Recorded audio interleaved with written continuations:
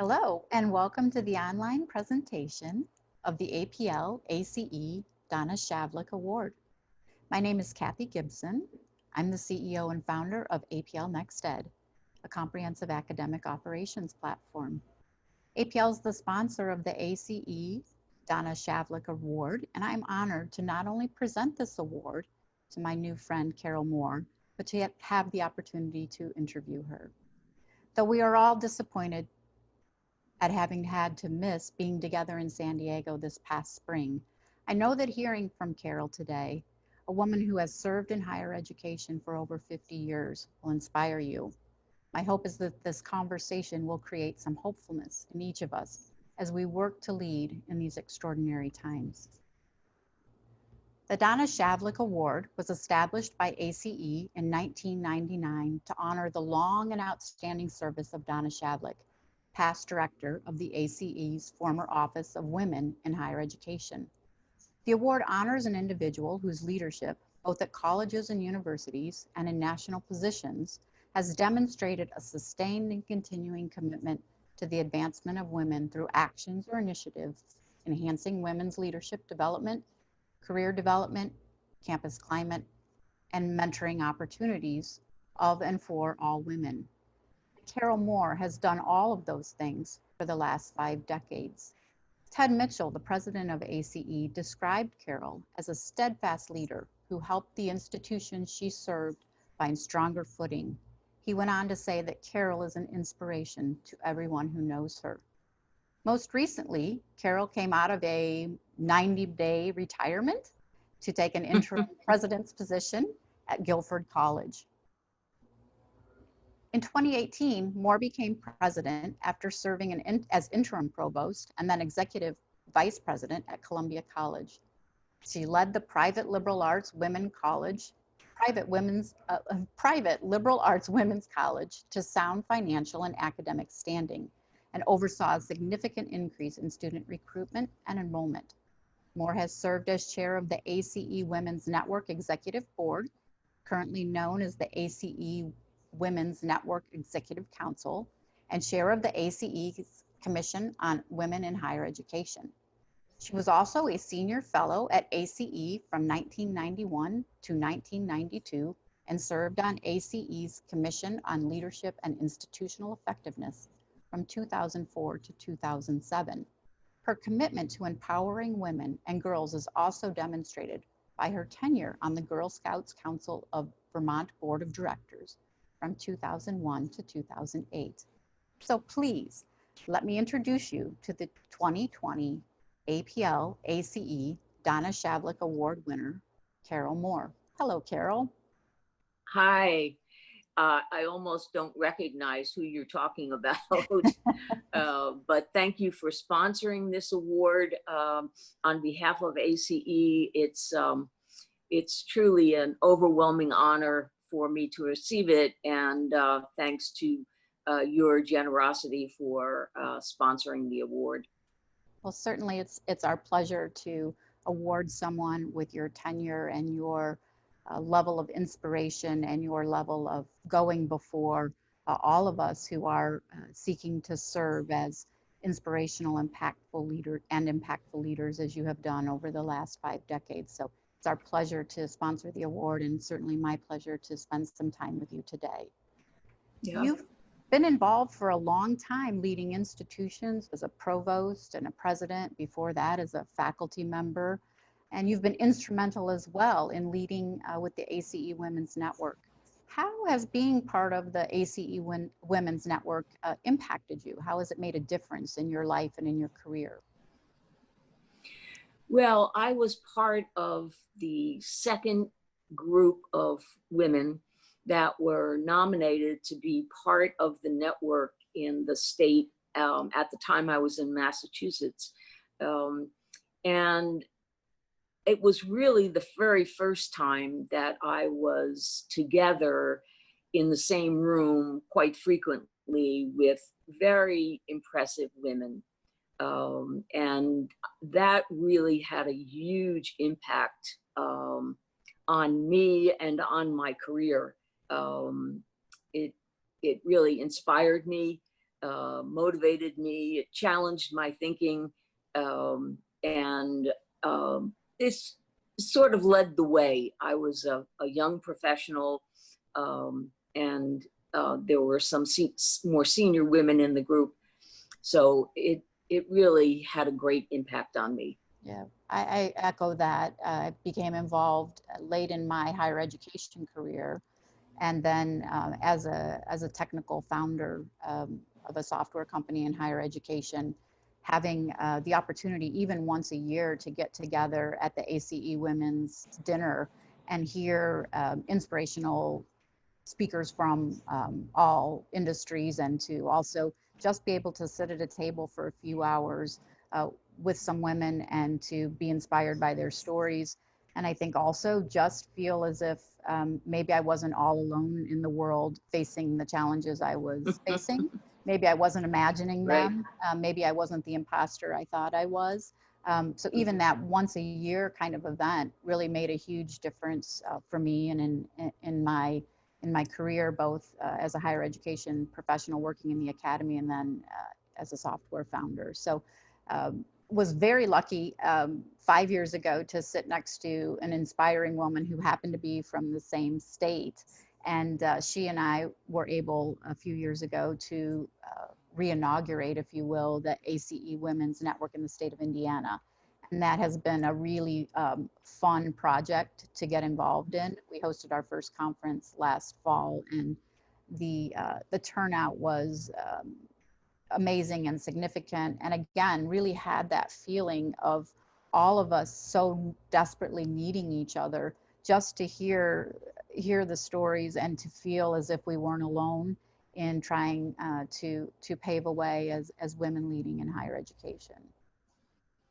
Yeah, I think that's just to underscore the point that you're making. Um, I, I think it's critical for women to gather, because even though we've made some progress, we haven't made enough, in my opinion, progress, and we're still frequently the only woman in the room. So to know that we're not imposters, and that we're not alone is very important.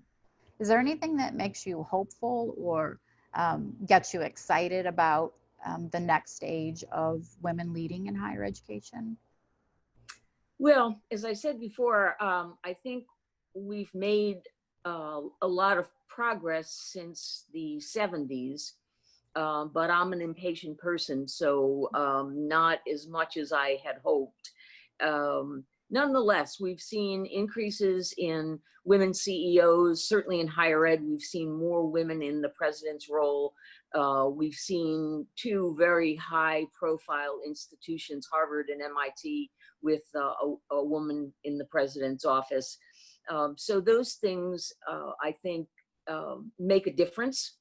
And it makes a difference in how the organization is led and managed.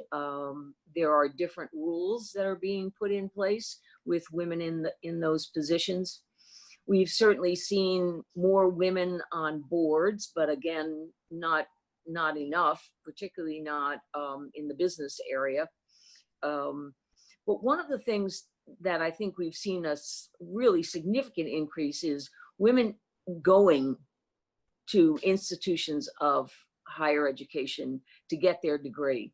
Most institutions nowadays have more women than they do have men, or they're about the same number. We see a lot more women with masters and in doctoral programs, and those women will rise up through the ranks. And as I, think about things, and this conversation today has caused me to reflect a little bit more.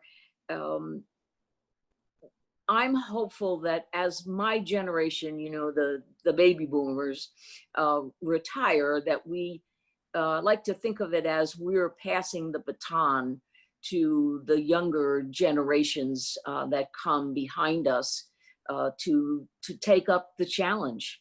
And I see young people today on college campuses that are much more flexible, much more fluid, in their thinking, much more embracing of diversity of all kinds. And I think, that fluidity in the future generations will help advance many causes. Yeah. Hearing from leaders like yourself who've certainly, I'm sure over a 5-decade career, come across some challenges. Hearing how you managed through that, how you, how you got through difficult times, both on a professional level and then on a personal level.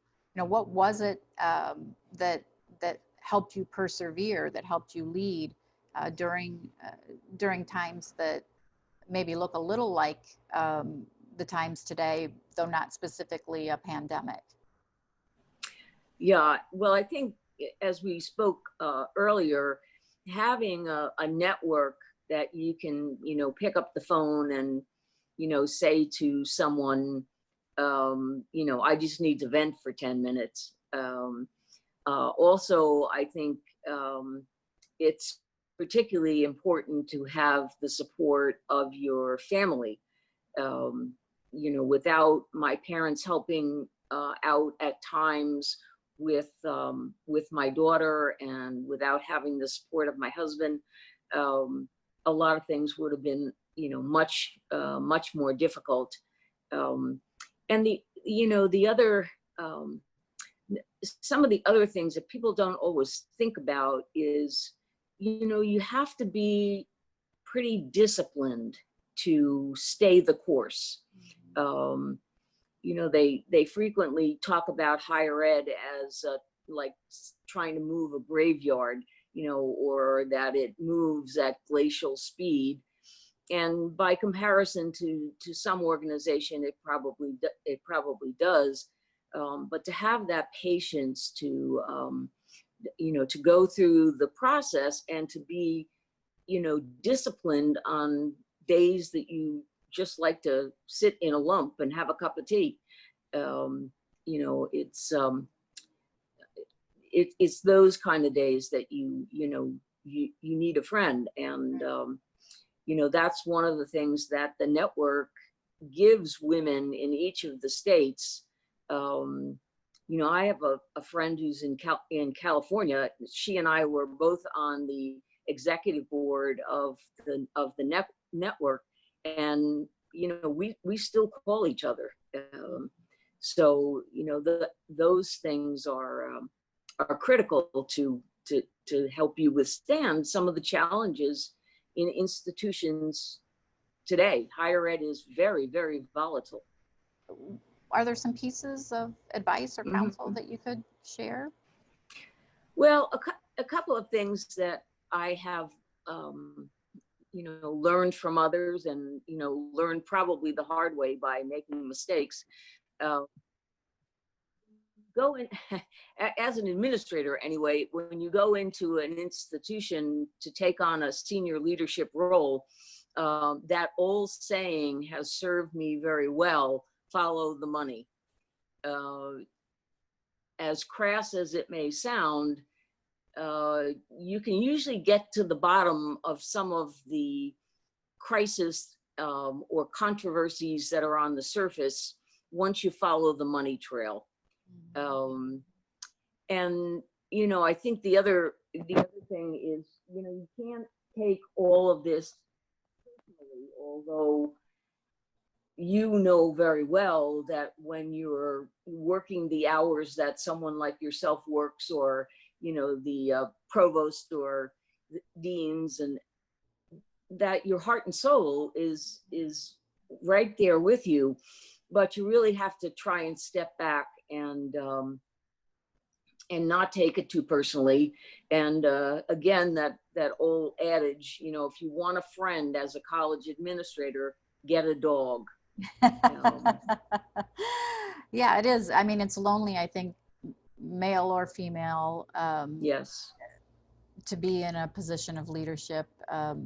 Certainly I've had those moments of feeling as if I'm with a remarkable team, but also feeling like I'm sort of all alone. Your point Yeah. about, being able to pick up the phone and call someone, I think is absolutely right. Even if it's just to kind of blow off some steam in a safe place and be able to say all the things you're thinking that you couldn't say out loud. Right. It's healthy to have that kind of support, and somebody who Right. feel the same safety to do the same if they Yeah. need to make the call. And I think having one of those people is really important, at least one. I think the other thing that's also really important is to be authentic. We all have our personalities and broad brush strokes, but you have to be true to yourself. Um, People are going to tell you to do this or do that or don't do this.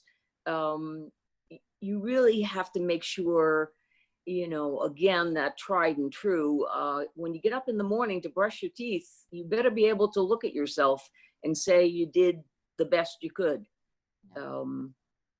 Because that's, it's very easy to get swayed one way or another just to make things a little easier or lighten the load.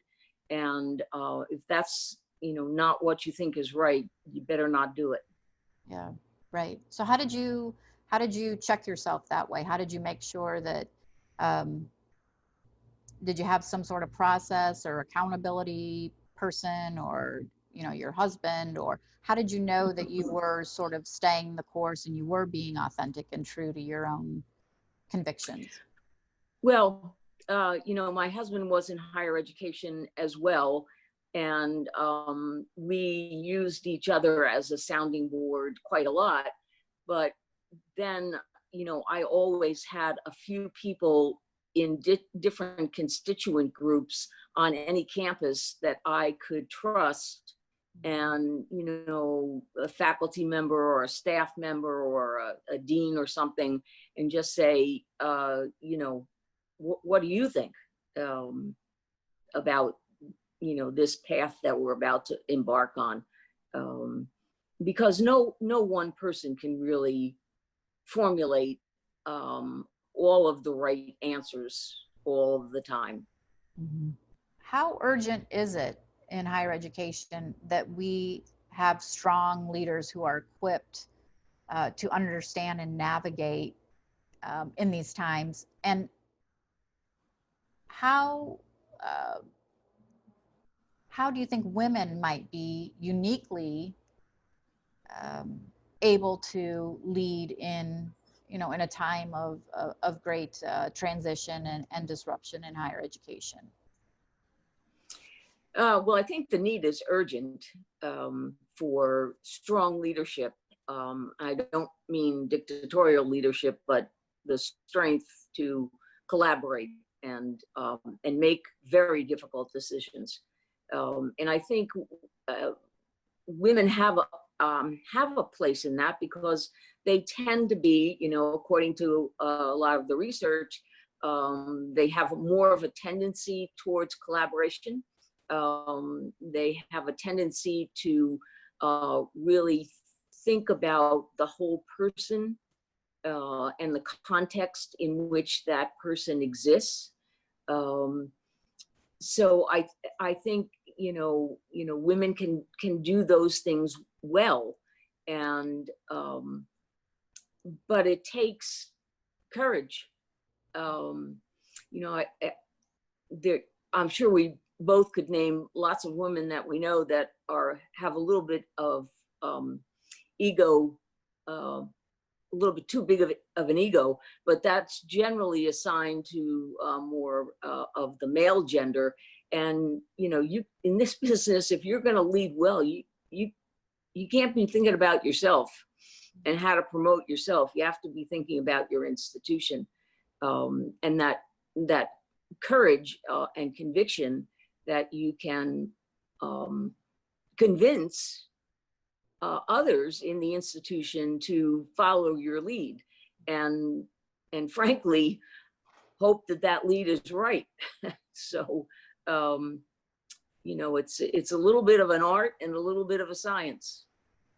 So last words sort of to those people leading now in this, in this time of disruption and this challenging time, and to those women coming up next, those aspiring leaders in higher education.